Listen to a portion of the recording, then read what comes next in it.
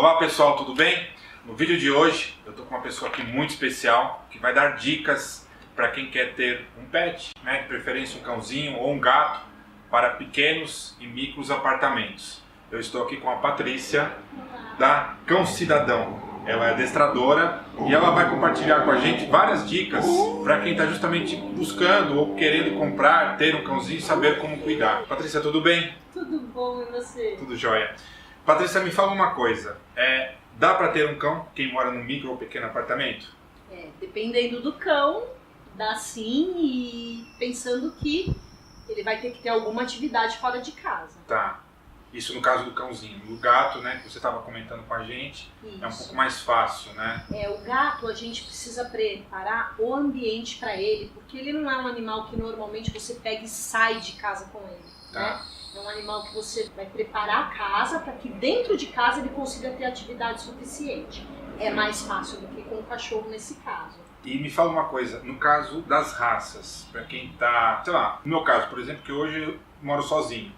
Tenho minha filha, tem 6 aninhos, eu quero comprar um cãozinho para ela. Ou de repente aquela pessoa que está indo morar sozinha e eventualmente quer comprar um cãozinho. Quais são as raças que você recomenda? Olha, Eu sei que depende muito, mas assim, no geral, o que você recomendaria? Eu penso em primeiro lugar, você falando de pequenos e micro apartamentos, no tamanho do cachorro. Mas muita gente quando pensa no tamanho do cachorro, pensa, o cachorro é pequeno, tudo bem, dá para pôr em qualquer lugar. Tem alguma, eu prefiro dizer as raças que talvez sejam um pouco mais difíceis. Tá. Porque existe também a possibilidade de um cão sem raça. Tá. Né? Sim. Então, no caso de cães, as raças que são muito, muito ativas, né? Então, pensar, por exemplo, num Jack Russell, que é um cachorro muito ativo, ele tem um nível de atividade muito alto. Os cachorros, o Lulu da Pomerânia é um cachorro que hoje está super em alta, mas é um cachorro muito ativo. Então, pensar que sim, dá para eu ter um cachorro, um Lulu da Pomerânia, mas eu vou ter que pensar em que tipo de atividade eu vou dar para esse cachorro fora de casa, para que ele realmente possa demandar aí gastar essa energia, né? Tá. Agora, uma raça que eu gosto muito, assim, que eu acho que é bem adaptável ao tipo de família e que se as pessoas na casa forem calmas, tal, ele tende a ser calmo, é o Shih Tzu. Tá. Né? Então é uma raça que normalmente, assim, se a família não agita muito, tal, ele é um cão mais tranquilo. No caso, para quem mora sozinho também. Então, cão nenhum fica bem sozinho. Né? Então, assim, pensar que, eu vou ter um cãozinho, eu saio de casa 8 da manhã e volto às 10 da noite, eu geralmente sugiro que a pessoa ou não tenha um cãozinho, ou se tiver, pense numa creche, pense num passeador para ir todos os dias passear com o cão. Então há possibilidade, desde que você dê alguma Tem que ter essa atividade. Porque atividade. assim, o que eu vejo, esse público que mora nos pequenos e micros apartamentos, é um público que fica uma parte do tempo fora de casa. Sim. E aí você deixar um cãozinho só ali, né, é complicado. Então tem que gerar essa atividade. Tem que gerar essa atividade. Ainda quando a casa é maior, as pessoas pensam também, eu tenho um quintal gigante e tudo bem o meu cachorro ficar lá sozinho. Normalmente o cão sozinho, ele não usa o espaço. Tá, entendi. Ele vai usar o espaço quando o dono chegar. Aí ele vai começar a correr, começar a aproveitar o espaço. E nesse caso, o Shih Tzu é uma opção. Sim, eu gosto muito da raça no sentido de que muitos indivíduos são calmos. Tá. Mas é importante também as pessoas saberem que a raça não é uma química que sempre sai igual. Tá. Né? E eu gosto muito da ideia de adotar um cão já maior. Porque aí o nível de atividade é bem menor. Tá. Então, quando você vai adotar um cão, a possibilidade de você escolher um perfil. Então, você adota um cão, por exemplo, com 7, 8 meses, você já sabe o tamanho que ele vai ficar. Então, você já pode escolher um cão menor, um cão mais calmo, porque com essa idade também já dá mais ou menos para saber como é que é o perfil do cãozinho. E no caso desses cães, o fato deles ficarem num espaço pequeno, pode gerar algum tipo de estresse, ansiedade, mesmo tendo atividade, mas pode gerar? Sim, pode. Porque sim. Esses apartamentos, em média, eles têm de 15 a 30, 40 metros, no máximo. Sim. Então, assim, que você recomenda nesse caso, então? Eu recomendo a utilização de brinquedos que a gente hoje chama de enriquecimento ambiental, Tá. que são brinquedos que justamente enriquecem o ambiente no sentido de dar atividade para o cão, mesmo quando ele está sozinho. Tá. Os tipos de brinquedo mais utilizados são os de enriquecimento ambiental alimentar. Tá. Então é importante que a pessoa tenha orientação para controlar a alimentação do animalzinho, para que a alimentação seja dada nesse tipo de brinquedo. E você pode, mesmo num espaço pequeno, de repente pendurar um brinquedo na porta e aí ele vai ter que com a patinha tirar. É uma forma dele interagir com o ambiente, sabe? Tá. Mas eu gosto muito da ideia, quando a pessoa pensa num apartamento pequeno, se houver, por exemplo, uma sacada e o cachorro tiver a possibilidade de ver a rua com segurança, né, colocando uma tela e tal, porque também é uma forma dele ter ali um contato com o mundo exterior. Tá, e quando a gente fala em tempo para ele ficar sozinho, qual é o tempo máximo, o período máximo? Vai? Puxa, não tem uma forma. Não tem, né? Não. O que a gente, eu sou muito exigente nesse sentido, então se eu dissesse, eu diria um tempo muito curto e as pessoas, todo mundo desistiria de ter cão, entendeu? Mas o que a gente normalmente faz, a gente analisa o comportamento do indivíduo e a gente verifica alguns indicadores de estresse. Então assim, o cão lambe excessivamente as patas, provavelmente está entediado, está estressado, late demais. Muitas vezes eu sou chamada para ajudar, né? Nós trabalhamos com adestramento, eu vou na casa da pessoa, a pessoa fala, olha, meu cachorro não para de latir. E aí você pergunta o que é que ele faz o dia inteiro? E a pessoa diz, nada. Entendi. Então, ele late, então ele arrumou uma função. Então eu tô falando da sacada. Sim. Você pega um cachorrinho que não faz absolutamente nada o dia inteiro, ele vai passar o dia talvez latindo na sacada. E aí vai virar um problema. Vai virar um problema. Então esses indicadores vão nos dizer, olha, o cachorro está ficando muito tempo sem atividade, precisa mais. Tá. E alguns cachorros, alguns indivíduos, independente da raça, precisam muita atividade. E a pessoa fala, mas ele já vai na creche, ele já tem passeador.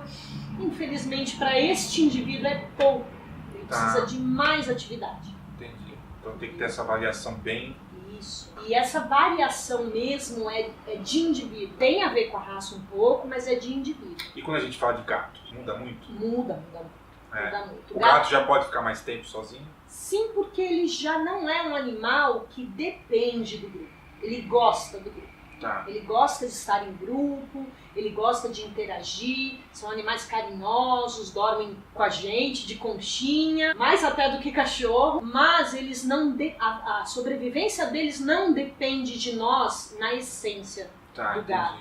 Então ele fica melhor sozinho, mas o mais importante para o gato é você verticalizar o ambiente e criar opções, tocas, lugares para ele escalar, pontos de observação. Então colocar um estante do lado de uma janela, espalhar a comida, deixar a comida, pequenas porções espalhadas para que ele use o ambiente. Tá. O gato é mais fácil no sentido de que se você trabalhar em cima do ambiente, bem trabalhado, ele vai ter bastante atividade mesmo o ambiente sendo pequeno. Então, se a gente for pensar entre cão e gato, para quem vai morar sozinho no microapartamento, pelo que você está me falando, o gato seria um pouquinho mais recomendado. Porque ele vai demandar menos atividade externa, exatamente. Então você chega às 2 horas da manhã em casa e pode brincar tranquilamente com o seu gato. Tá, o cão já fica mais difícil. O cão vai latir, o cão vai pular, o cão vai jogar a bolinha no chão, e aí os vizinhos vão reclamar. E o que a gente não pode fazer então, em relação a esses animais, né, no caso do cão ou do gato, em espaços pequenos? Você acredita que isso possa prejudicá-los? Eu acredito que justamente não dar atividade. Tá. Né? Então, eu moro num apartamento, sei lá, de 20 metros quadrados e a única atividade que eu dou pro meu cão é passear de manhã. Tá. Isso chega a ser crueldade. Tá. Né? Então, eu vou ter que pensar em alguém para ir lá dar atividade pro meu cão, levar meu cão para uma creche, se ele for sociável, esse tipo de coisa.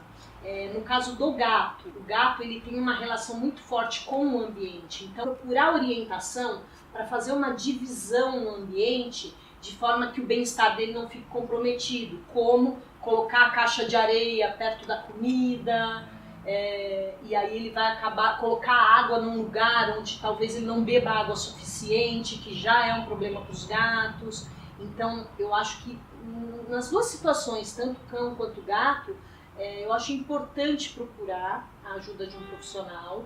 E no caso dos gatos, existem alguns projetos que são incríveis, né? Você como arquiteto deve conhecer. Já vi. E assim, é muito legal. Então dá para você preparar o ambiente de uma forma que vai ser, incrível pro gato. Além da raça Shih Tzu, tem mais alguma outra? Porque às vezes o pessoal tá querendo comprar ou tá querendo, enfim, ou você recomenda a questão da adoção, né? Sim, O que você sugere além do Shih Tzu? Eu recomendo com certeza a adoção. A adoção de um cão um pouco maior de idade, eu digo. Tá. Porque assim, você consegue escolher um cão do tamanho adequado e principalmente com um comportamento já mais ou menos formado. Porque foi como eu te falei, você muitas vezes compra um cão, você fala, vou comprar um Shih Tzu, e aí vem um Shih Tzu da pá virada. Você só vai saber disso quando ele tiver mais ou menos com um ano e pouco. Tá, aí... E aí você já se apegou, você já criou amor, você não vai dar o cachorro. Então eu acho importante, no caso da adoção, você escolher um animal próximo de um ano de idade, não precisa ser um animal idoso. Um animal próximo de um ano de idade já dá para você saber um pouco o perfil, com a ajuda de um profissional, dá até para você fazer alguns testes de comportamento e verificar realmente... alguns animais de adoção foram resgatados, viviam presos, confinados. Então, para ele, um apartamento de 20 metros quadrados vai ser incrível. Vai ser incrível. Ele vai falar, nossa, que situação! Então, eu acho que é o mais recomendado, na minha opinião. Tá, e no caso dos gatos? No caso dos gatos, a adoção com certeza. Tá. E a única coisa é que, assim, normalmente, gato é um bicho que a gente gosta de brincar, que vicia. A pessoa quando tem um gato, normalmente ela não para em um. Daqui a pouco ela tem 2, daqui a pouco ela tem 3. Então o que eu recomendo é assim, pensa bem, se quiser 2, adota 2 já, que ou tem parentesco e já vivem juntos. Tá. Gatinhos, você vai na ONG, você já adota 2 gatinhos que brincam juntos quando filhotes. Por quê? Você inserir um gato numa casa que já tem um gato, é um processo. Tá. Numa casa minúscula, vai ser bem problemático. Então pensa já em adotar de repente 2 gatinhos que já têm um comportamento de brincar junto, de dormir junto, porque isso tende a se prorrogar assim pro resto da vida. Eles tendem a ficar bem parceiros pro resto da vida. Tá. E no caso do adestramento, a partir de que momento você acha que é interessante começar? Desde o momento que você pega o animalzinho. Né? Porque tudo que a gente faz, a gente está adestrando, mesmo sem querer. Então, quando um cãozinho, por exemplo, pega o seu sapato e sai correndo, você sai correndo atrás e você está ensinando para ele que se ele quiser brincar de pega-pega, basta ele pegar o seu sapato. E as pessoas, normalmente, elas não têm essa noção. Elas estão lá educando várias coisas de forma inadequada. E aí quando vai ver, já tem um monte de manias que aí tem que... Então é bem mais fácil quando você já pega o animalzinho, chegou numa casa nova, novas regras. Se for um cão adotado, ele vai chegar na casa um amor. Quem já adotou um cão maiorzinho sabe. O cachorro chega, você fala, nossa, é o cachorro mais querido do mundo. E você vai conhecê-lo um mês depois. Tá. Por isso, quando você vai adotar, é importante você ir lá onde ele vive, vê-lo lá, porque lá é o ambiente dele. Chegou num ambiente novo, você estabelece as regras desde o início, fica tudo muito claro, é bem mais fácil. E aí, se por exemplo, eu pego um cãozinho desse, aí eu quero contratar a Patrícia para fazer o adestramento dele, quanto tempo, em média, demora para deixar ele já mais ou menos encaminhado aí? Quando o tutor participa, normalmente é rápido. O Tá. tempo médio que a gente adestra é de 2 a 6 meses. Tá. Isso aqui é uma vez por semana ou 2? 1, 2 vezes por semana, tá? Tá. Normalmente as pessoas fazem até 2 vezes por semana. O fato é, se eu pegar um cachorrinho e fizer aulas de adestramento todo dia, com certeza vai ser muito mais rápido. Claro. Até porque a repetição, é através da repetição que eles aprendem. O tutor que se dedica, rapidamente, o adestrador passa as informações e ele é que vai treinar. Tá. Então é muito rápido também. Agora existe aquele tutor que não vai ter tempo, não vai treinar, então aí acaba se prolongando. Por outro lado, eu tenho clientes, por exemplo, tenho alunos que são meus alunos há 6 anos, 7 anos. Porque os tutores fizeram inicialmente o adestramento básico e acabaram enxergando o adestramento como uma atividade cognitiva, uma atividade lúdica, então mantém as aulas, né? Então inicialmente eu comecei com 2 aulas por semana, hoje a gente faz uma por semana e assim, a gente está sempre ensinando coisas novas, proporcionando novos desafios, então algumas pessoas mantêm por isso. E tem alguma relação, por exemplo, eu estar estressado, ansioso e passar isso para o animal? Sim, tem muita relação. Os animais, eles têm uma sensibilidade, eu comparo com crianças, né? Como eles não têm a habilidade da fala, então eles utilizam outros recursos. Tá. No caso dos cães, o faro é algo muito, muito, muito, muito essencial, fundamental. Então, através do olfato, eles percebem tudo. Tá. Se você está irritado, se você está tenso, cansado, triste. E existem algumas curiosidades assim. O cão, ele, quando, por exemplo, olha para nós, ele faz uma leitura meio imediata da nossa expressão facial. Tem até estudos que comprovam que o cão olha, quando ele bate o olho em você, ele olha para o lado direito do seu rosto, que é onde você expressa melhor suas emoções. Tá. E isso ele faz só com o ser humano. Então é muito incrível. Então, além do olfato, além dessa questão deles prestarem atenção no que a gente faz e não no que a gente fala. Então, eles estão muito mais atentos no que verdadeiramente a gente está sentindo. Sim, exatamente isso que eu ia falar, é o sentir, né? Porque o que a gente fala, né? Não Sim. necessariamente é o que a gente está sentindo. Tá. Por isso, quando a gente vai treinar um cão, a gente fala pouco. A gente faz, a gente demonstra com atitudes, com postura corporal e os animais são super atentos a esse tipo de informação, porque para eles é fundamental para a sobrevivência deles eles saberem isso. Tá. Então é meio que uma vantagem evolutiva. Então isso naturalmente acontece, o animal presta atenção no que a gente faz. Eles sabem cada movimento nosso. Então até para quem tem um cão é importante trabalhar bastante essa questão dos movimentos e falar até menos, né? Sim, agora, o processo inverso acontece, por exemplo, eu chego em casa cansado, estressado e eu conheço situações que eles conseguem acalmar a gente. Como é que isso acontece? Eu acredito, na verdade eu não sei te afirmar por que isso acontece, mas o cão, ele tem, tanto o cão, o gato, a gente tem uma relação muito, muito verdadeira com eles. Então, quando você chega em casa e você se depara com o seu animal, é você mesmo que está ali, né? Muito diferente de quando a gente está nas nossas relações de trabalho, nas nossas Sim. relações pessoais. Então, é você verdadeiramente. Então, é o momento de você se abrir, se entregar. E o animal, geralmente, ele tá ali pronto para ficar do teu lado, enfim. As pessoas poetizam muito, né? Mas, na verdade, é meio que uma questão... Bom, ele sabe que ele convive com você, que ele vive com você, e se você estiver bem, ele vai ficar bem. Sim. Então é meio que um interesse mesmo. Então eles estão sempre ali dispostos a ficar do nosso lado, a lamber nossas lágrimas, sabe? E às vezes eu ainda brinco, eu falo, é porque é salgada, não é porque eles gostam da gente. Mas eu acredito que essa coisa do animal nos acalmar é um pouco por causa disso, e existem sim alguns estudos que comprovam que, por exemplo, isso que eu estou fazendo com o meu cachorro aqui, fazendo carinho, eu estou liberando ocitocina.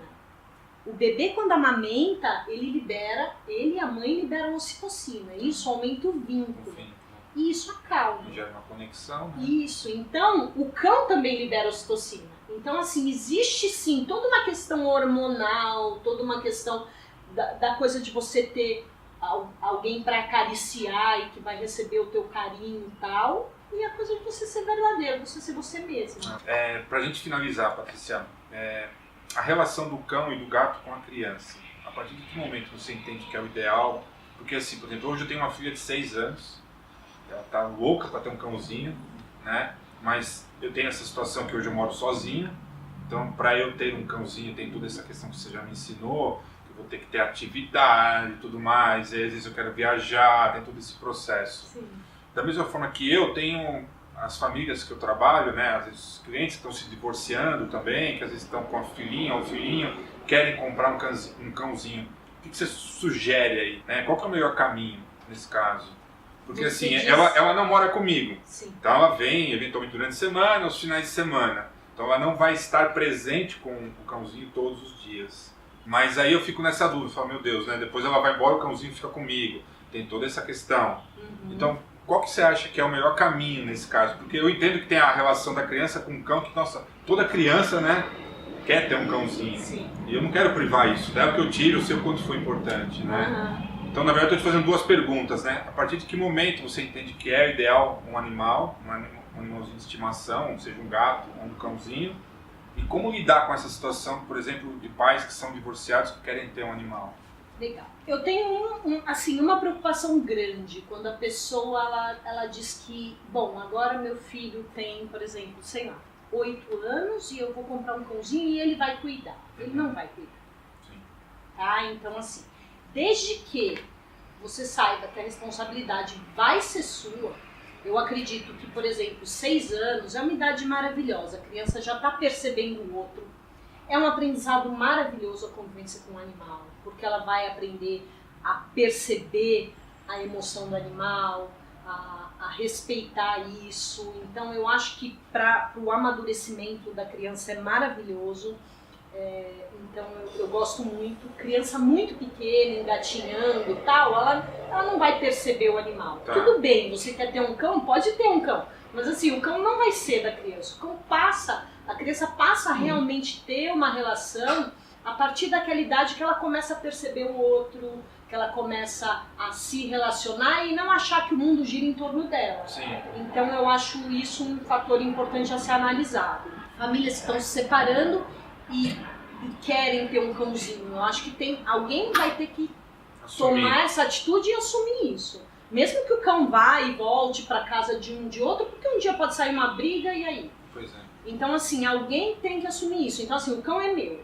Ponto. Eu vou cuidar e é pra vida toda, tal. Então, sim, eu estou disposto. Tá. E aí, todo o resto é uma consequência. Sim. Então, a relação que a criança vai ter, depois pode, um dia, a criança levar durante a semana um cãozinho, tal. O cão é capaz de se adaptar. Tá. E a única, assim, o único cuidado é que justamente esse cão, se for um cão adotado, que seja avaliado se esse cão ele convive bem com criança, tal. E se for um cão filhote, ele ter esse contato com a criança desde bem cedo. Tá. Porque aí você socializa ele com crianças e ele não vai temer.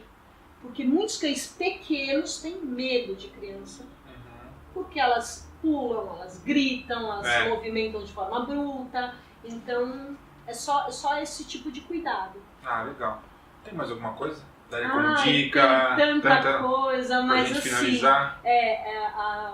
eu acho importante quando você pega um animalzinho, você pensar que ele tem que ter dentro de casa. Tem que ter dentro de casa. Um lugar que vai ser o banheiro dele e que não pode ser em cima de onde ele vai comer e de onde ele vai dormir. Tá? Porque muitas pessoas pensam, eu tenho um cachorrinho, eu saio com ele para passear. Não rola. O cachorro tem que ter um banheirinho dentro de casa, porque vai chegar uma hora que vai chover 3 dias sem parar e você não vai poder sair com ele. Então pensar nisso, que é uma coisa que as pessoas às vezes esquecem, e pensar nessa coisa das atividades, do cão ser um animal sociável, do gato ser um animal sociável também e ser muito ativo. Então pensar nisso, como que eu posso fazer para o meu ambiente se adequar? Tenta se colocar um pouquinho no lugar do animalzinho. Tá. Né? Como eu ficaria num ambiente de 20 metros quadrados sem absolutamente nada para fazer o dia todo? Pois é. Eu acho que é até demais, né? É até simples se a gente fosse colocar no lugar dele. Patrícia, para a gente te encontrar, para saber, quem estiver com mais dúvidas, quiser saber sobre o teu trabalho, enfim, me passa os contatos, né? Redes sociais, enfim, onde a gente pode te achar? Legal. Bom, eu acho que o caminho mais fácil é através da Cão Cidadão, tá? Então, o nosso site é www.cãocidadão.com.br E as mídias sociais todas, né? Então, Facebook, Instagram. Só jogar lá Cão Cidadão? Cão Cidadão, tamo aí. Ah, legal, bem então. facinho de achar. Legal. Obrigado. Imagina, foi um E prazer. tenho certeza que vai ajudar bastante gente aí que tá querendo ter um cãozinho ou um gatinho, né, nesses pequenos apartamentos. Que Tá bom? legal. Muito obrigada. Pessoal, então foi isso. Espero que vocês tenham gostado do vídeo de hoje. E quem tiver dúvidas, procura a Patrícia. Ela deixou aqui as redes sociais. Ela vai estar à disposição para tirar dúvidas e tudo mais. Um grande abraço para vocês e até a próxima.